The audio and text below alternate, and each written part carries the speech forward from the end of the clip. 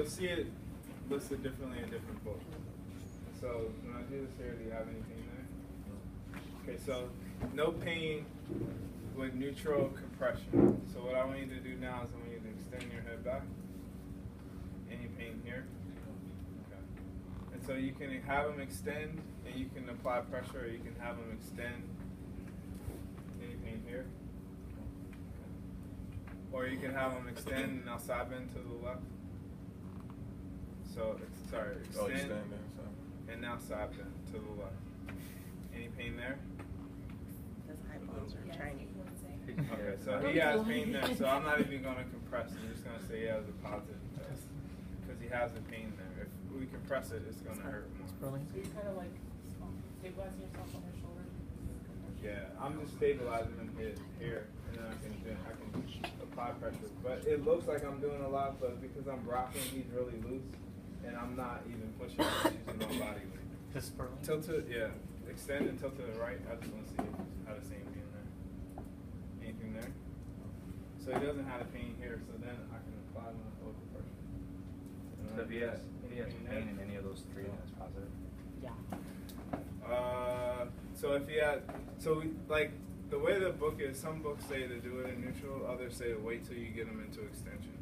So extend here, any pain? If he has pain on his left side, then it will be positive on the left, negative on the right. And this is a test for cervical radiculopathy. So when we tilt him to the left with extension, do you still have pain there? Yeah. Do you mind if I do overpressures? Okay. So I'm just gonna do overpressure. Any pain here? Yes. So he has the same pain. So we just want to back off. Do you have neck pain? Yeah. All the time. Is it on the left side usually? Yes. Okay. Did I feel like your pain when you have neck pain? Yes. Where was the pain? So that would be a positive test, positive Sperling test. And where was the pain? So even if it's still right there locally, you still would consider radiculopathy? Is a test for like the test was set up for radiculopathy. Positive on the left, negative on the right. Yeah, when we did it on the right, he didn't have pain. It means it radiates to extremity. So just something about the test. Just a It's test a little different in the textbook. But like it's broken down, and the textbook is broken down into like 3 different segments.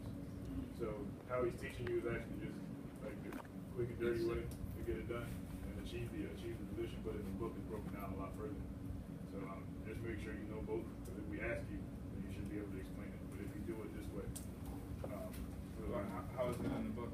they just make them do it passive, like actively first, and then you go through it, and then add the pressure. So the way I did it when I had them in extension and they have to go with the extension first, and then the patient has side bend. So I have them do extension and side bend. So I had them do extension and then I did compression. Yeah. But they do it extension, break it down, side bend, right? and then it go back and do each component side compression. Okay. I mean, you could do it that way too. You don't have to do it the way it's said in the book because we're showing you the way it's going to be done clinically. But I'm just telling you that there's a difference. Yeah. I mean, you should know a book. The thing is, so many books say different things. So, but just like you should definitely know a book. And if we teach you something other than the book in here, and you follow the book, like you'll always get credit. So.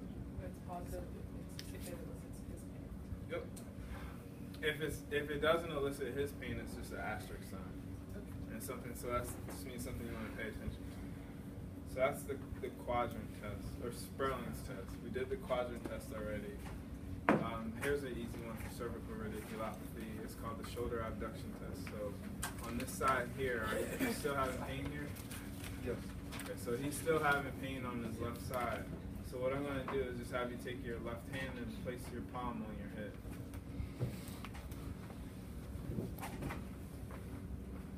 And when you do that, what do you feel? Do you still feel the pain in the left side of your neck? Or does it make it better? Feels the same. Feels the same. So it feels the same. If it were a positive test, then it would get better. It would alleviate the tension on the cervical nerve. As you know, all these special tests aren't do the same thing on the right side. Okay. And and always do it on both sides. But as you know, none of these special tests are 100% sensitive and negative for the most part. So. Is that supposed to be unloading? Yep. Yep. So it's unloading the cervical nerve. So you said if the pain stays the same, it's negative, right? If it stays the same, then it's just this is a test that should eliminate symptoms. If it's positive. So you need to know like what a positive test is. So in this case, it eliminates symptoms. But most tests we know are provocative, but this one eliminates symptoms. Okay, I'm just gonna do all the tests that we can do in sitting since it's here now. So the alar ligament test, there are 2 ways of doing it. What we want to do is we want to find C2. Is your neck still hurting a lot? Do you want to take a? Can someone come up here who doesn't have neck pain? I just want to give some people. Because obviously all these people who don't have neck pain get up here and they start having neck pain. You got neck pain. Come on, Jay, 74 hours. I'm good. So he has neck pain too. Right. Neuro exam? We all. There's a quiz. Yeah, It was an exam. so I had him look down so I could find the first spinous process. Which one is that? C2. So C2. So I find C2, and I'm going to palpate it on both sides, and then bring it back up. And so there's 2 ways you can do this test. I can either side bend, and you feel for movement. If movement occurs, then it's a negative test. If you feel no movement occur, then it's a positive test, and the alar ligament is probably torn. Same thing, you can do side bend or you can do rotation. If no movement occurs. That's possible. It's a positive? Yep. But check the book. Like when you get home, like make sure you check the book for all these, so you know like what a positive test is. It can get tricky in here, so like with the cervical stuff. I'm confused about that one. If you feel movement, then the test is positive, or if you feel movement, the test is negative? If you feel movement, it means that like no movement is normal, so it would be a negative test. Shouldn't the ligament restrict? Put your hand on your spinous process and turn your head. What are your spinous processes supposed to do when you rotate your head? Are they supposed to move or are they going to stay stationary? So if that ligament isn't working, then the movement doesn't occur. So your spine is mobile. Like it should move. That's why I said check the book, because the book is gonna solidify things that you like as a student we don't necessarily like. You know, it makes sense. The spine moves, but like when we think of special tests, it would be like, wouldn't it like if it moved, it would be positive, and that's just the student thing you think. Like that's like. Let me show. So if it doesn't move, does that mean that it's not holding what C1 place to allow C2 to move? Okay, that's That's the function of the alar ligament. So side bend or rotation. Okay, sharp pressure test is another test for the transcervical ligament. And so I'm going to do the modified test. Modified test, find C2 again. I'm going to block C2 here. I just use my forearm. You can also do this. You use your head. It's just because my shoulder is hypermobile. I get them here. And like, do you have any dizziness, any like double vision, any other signs? No. TBI. I get them here. I'm blocking C2, so you can use your thumb. Turn to the side real quick. So I can use my thumb here, or I can use a pinching grip. And so I'm using a pinching grip around C2. I get them here, and I'm translating them posteriorly. If he had symptoms, because the transverse cervical ligament is torn, when I pull him here, a positive test is either you feel a relocation, or you feel in the limit, or there's a reduction in symptoms. The person who originally made the test up never said what a positive test was. And so different people have said, either it's a reduction in symptoms, and some people said that it's like sort of like a clump, like it's going back into place. So I'm applying a posterior translation of the occiput in C1 onto the stable C2 that I'm holding in my hand. Right? So I'm pushing the occiput in C1 on the C2. And that's testing this transverse cervical ligament. Transverse ligament holds the dens. Dr. Brown, can you get on the other side? Against the arch. Like on this side. So this was a transverse ligament. No, like on his other side. With your other arm. Like switch your arms. Like this? No, just on the back, but using the other arm. So instead of going around his head the other way. She wants to be able to see it. She needs you to switch around. That would be okay. Wait, what? No, come on this side and do the same test. Oh, have him turn his feet that Then way. you can see if I was over there, right? No, I'm lost. Yes. What I asked you earlier, Just switch you your don't arms. put his feet that way. That's Oh, I what could have was just did it on AJ, and then you can see right there. Or Here, block C2. So I'm gonna flex him a little bit forward just to find C2. Okay, C2 is the first sponge process. I'm holding it in place, and then I'm just gonna apply a posterior force here. So I can do it like this, or I can do it like that. I feel more comfortable like this. So I'm just holding him here and pushing back here. So are you moving the head? Okay, never mind. You're moving the occiput and C2 on C1 on C2. For some of these stuff, we got a little bit of time, so I want you guys to look it up in the book. But only because we said it, only because we said some of these questions we're repeating them a few times. So some of it, just keep looking it up in the book. But it's the occiput in C1 on C2, and we're stabilizing C2. And I'm not trying to be rude. It's just for the sake of time. So if next week I will stay later. Today I do have to leave early, or not early, but on time. And I think it's better for you guys to practice on your own first, and then come back.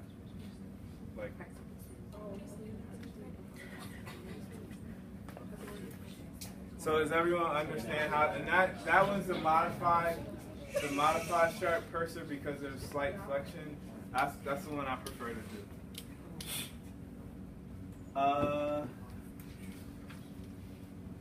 Jason, I'll have you face the class. Was that part two? That was part two of the Alar ligament. Or was that a different test? No, that was a different test. Which test was the second one? Alar ligament was kind of pinched. Because you said there was two parts to the Alar. You could do rotation or side bend. Oh, okay. Oh, So this was a. Or side bend. For the Alar ligament test, you can do rotation or side bend. I'm not sure what McGee says, but I know what maintenance.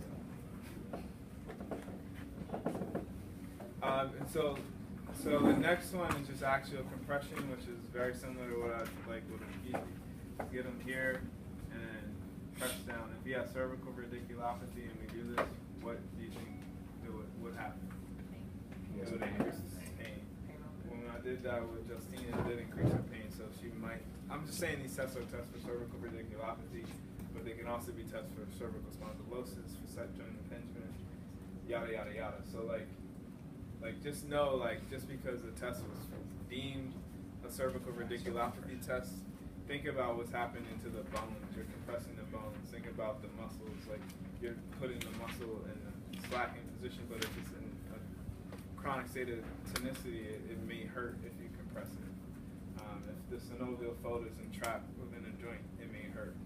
So someone earlier was like, well, why is this a cervical? Actually, it was Jason. He was like, why is this a cervical radiculopathy? Like if you only have pain here, it's just what the test was originally designed for. And so the answer is that you can have positive tests for different findings. So that's where you have to think about it.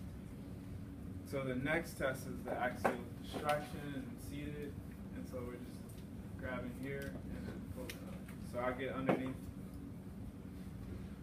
the mandible, the mastoid process, the occiput, etc. Hold down the shoulders, and I'm just pulling up, straight up. Any pain here? Nope. Okay. So a positive test would be the alleviation or elimination of symptoms. We do distraction, he feels better. We're decompressing it, so that would have been a positive test if he had pain to begin with. So axial compression, distraction. You can also do distraction supine, which we'll do later. You do the grip again?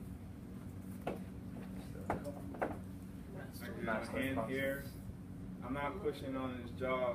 I'm just cupping that mass. I'm using my hand, getting the mastoid right under there, and then the occiput here, or my thumb. My hand goes against his head, and do the same thing on this side. Just practice getting a grip on people, because if you don't grip right, like the person won't relax. Be careful of his ears, that you're not like compressing his ears or rotating his ears. And then just pull straight up. So block here, and then pull up. That's not the chin cradle. Nope. That's like a football grip. We'll go over that in supine. I did this one. I did this one this summer. Facing the patient. We did it as long as we got a stable grip on the person. So show it on Arian. That's what you did. You doing on here? My next step first. All right, cool. You're lucky. She's wearing earrings too. She's gonna wear. So something like we got. So to do it. So we got really close to the patient just from here. So it's cool because it's a keys. The reason why I picked Arian was look at what Jason's doing. Yeah. What if you dropped Or her, so. like you touched her, and Right. she was like, oh, you're trying to get fresh with me. Oh, Well, say, oh, I want your license. I want your license. If you can't see the You- face, isn't that a problem too? You asked. Some of these tests you ooh. You lucky I didn't get it. No? No. Good. What you could do if you still want to do this, what you could do, close your legs, and then like put a barrier between you and him, or like put the pillow between you and him, or whatever. Like if that's what you want to do too. I wouldn't do it that way, but if you want to do it that way, that's cool. I always put a barrier between me and the patient, unless I work with the patient a lot and I know that person wouldn't like sue me. But until I start making them feel better, and like we establish some sort of rapport, I decide caution.